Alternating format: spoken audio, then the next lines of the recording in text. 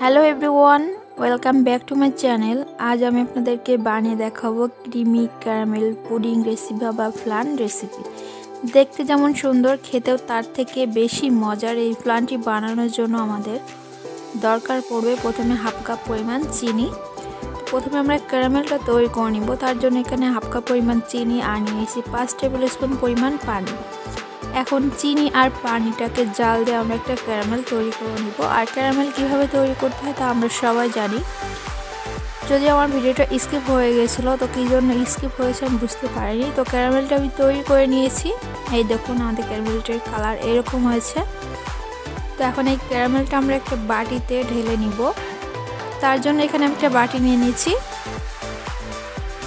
এখন বাটির ভিতর আমরা ক্যারামেলটা ঢেলে দিচ্ছি। তো আমরা এই বাটিটাকে একটা সাইডে রেখে দিব এই ক্যারামেলটা বাটির ভিতরে সেট হওয়ার জন্য। অন্য দিকটা আমরা আরও একটা বড় বোল নিয়ে নিচ্ছি আর এখানে নিয়ে নিচ্ছি 1 কাপ পরিমাণ পানি। এখানে হচ্ছে কুসুম গরম পানি আছে আর নিয়ে নিচ্ছি হাফ কাপ পরিমাণ গুঁড়া দুধ। এখন এই দুধটাকে আমরা ভালোভাবে পানির সাথে মিশিয়ে নিব। তো একটা হ্যান্ড উইক্সের সাহায্যে এটাকে আমি মিশিয়ে নিচ্ছি। খুব ভালোভাবে মিশাতে হবে যাতে কোনো প্রকার লাম্পস না থাকে। তো দুধটা পানির সাথে খুব ভালোভাবে গুলিয়ে নেওয়া হয়ে গেছে। এখন অন্যদিকে আমরা আরেকটা বোল নিয়ে নিয়েছি আর এখানে আমরা নিয়ে নিয়েছি 3টা ডিম। ডিমটাকে ভেঙে নিচ্ছি। আপনার চাইলে কিন্তু এখানে আরও অনেক বেশি ডিম দিয়ে পুডিংটা তৈরি করতে পারেন। একটা হ্যান্ড উইক্সের সাহায্যে আমি এই ডিমের সাদা অংশ এবং কুসুমটা ভালোভাবে বিট করে নিব। খুব বেশি বিট করতে যাবেন না, জাস্ট হাতে গোনা 2 থেকে 3 মিনিটের মতো বিট করলে হয়ে যাবে। এখন দিয়ে দিচ্ছি 2 টেবিল চামচ পরিমাণ চিনি। চিনিটা আপনাদের টেস্ট অনুযায়ী দিবেন।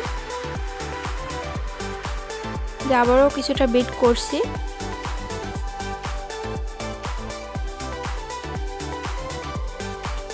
চিনিটা গলে গেছে। এখন এর ভিতরে আমি আগে থেকে যে দুধটা বানিয়ে রেখেছিলাম সেটা দিয়ে ভালোভাবে এই ডিমের মিশ্রণের সাথে এই দুধটা ভালোভাবে হুইক্স করতে হবে।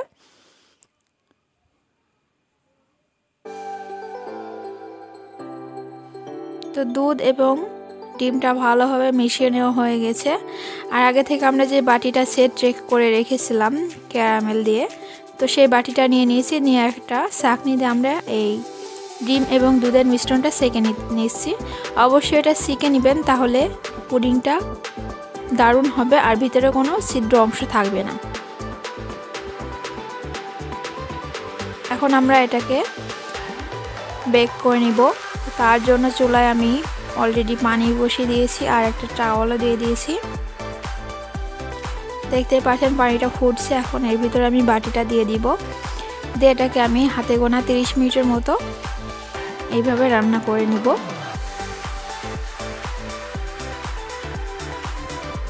তো 30 মিনিট এটাকে আমরা রান্না করে নিয়েছি। 30 মিনিট পরে আমরা এটাকে এই পাতিল থেকে তুলে নিচ্ছি। তো ফাইনালি আমাদের পুডিংটা রেডি হয়ে গেছে। এখন একটা ছুরির সাহায্যে পুডিংটার চারিধার দিয়ে এইভাবে ছাড়িয়ে নিতে হবে যাতে পুডিংটা খুব ভালোভাবে এই বোল থেকে উঠে আসে। তো একটা সার্ভিং ডিশে আমি এটাকে সার্ভ করছি।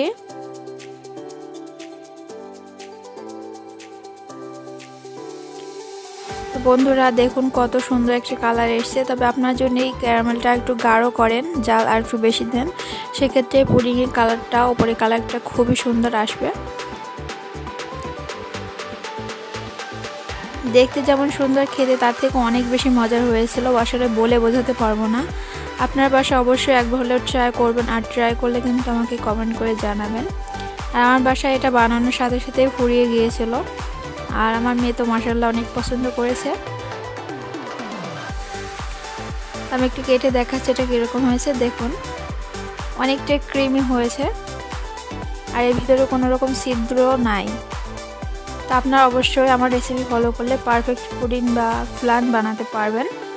আজকের রেসিপি এই পর্যন্ত। সবাই অনেক বেশি ভালো থাকবেন, আমার জন্য দোয়া করবেন আর হ্যাঁ অবশ্যই আমার চ্যানেলটিকে সাবস্ক্রাইব করবেন। আল্লাহ হাফেজ।